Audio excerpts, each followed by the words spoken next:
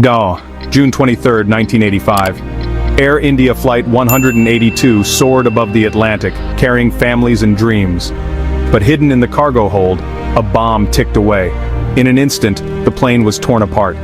329 lives lost, no warning, no chance. It was the deadliest act of aviation terror before 9/11's, shaking Canada, India, and the world. The tragedy forced us to confront the fragility of life and the reality of terror. I was there. I survived when no one else did. People call it a miracle. For me, it was the start of a new, difficult life. I carry the memory of those lost every single day. My journey is about more than surviving a fall from the sky. It's about finding courage in darkness, honoring the past and building a future. This story is for the families, for the world, to remember and to learn. Survival pushes you beyond your limits. The human spirit can endure the unimaginable. My experience is a testament to resilience and the will to live. This is for the 328 souls who fly with me in spirit. Their memory is my guide. This is our story.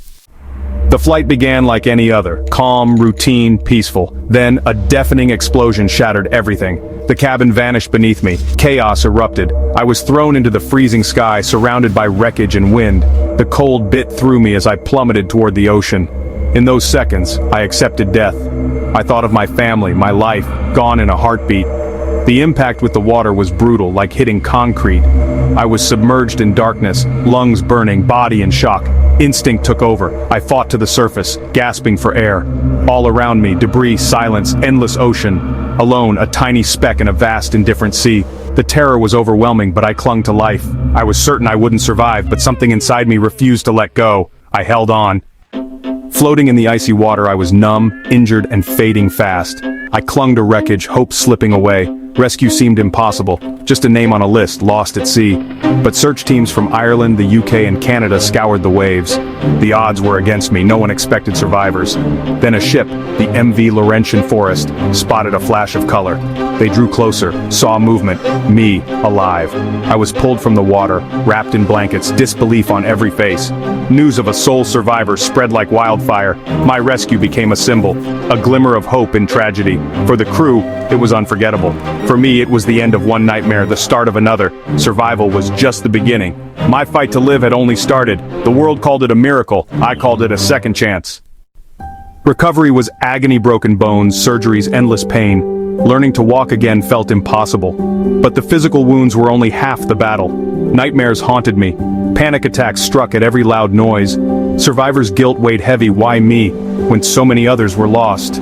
I felt alone, isolated by trauma no one else could understand. Therapy became my lifeline, helping me process grief and fear. Some days, I wanted to give up, but I owed it to those lost to keep fighting.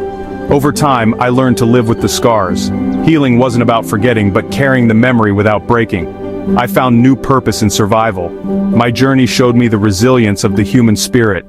Even after devastation, it's possible to rebuild. Peace is possible, one day at a time. I chose to move forward. The tragedy forced a global reckoning, security overhauled, lives forever changed. Stricter baggage screening and passenger checks became the norm. Memorials rose in Ireland, Vancouver, Toronto, silent tributes to the 329 lost. Every year, families gather to remember, to mourn, to honor. I could have let trauma consume me, but I chose to speak out. Sharing my story gives voice to the victims and their families. It's not easy, but it's necessary. My survival is a message life is precious, and hope endures. Even in unimaginable loss, we can find strength to carry on. We must never forget the lessons of the past. I survived to remind the world after the darkest night the sun will rise. We honor the lost by living fully, with purpose. That is the ultimate survival. Their memory lives on in every step I take. This is our legacy.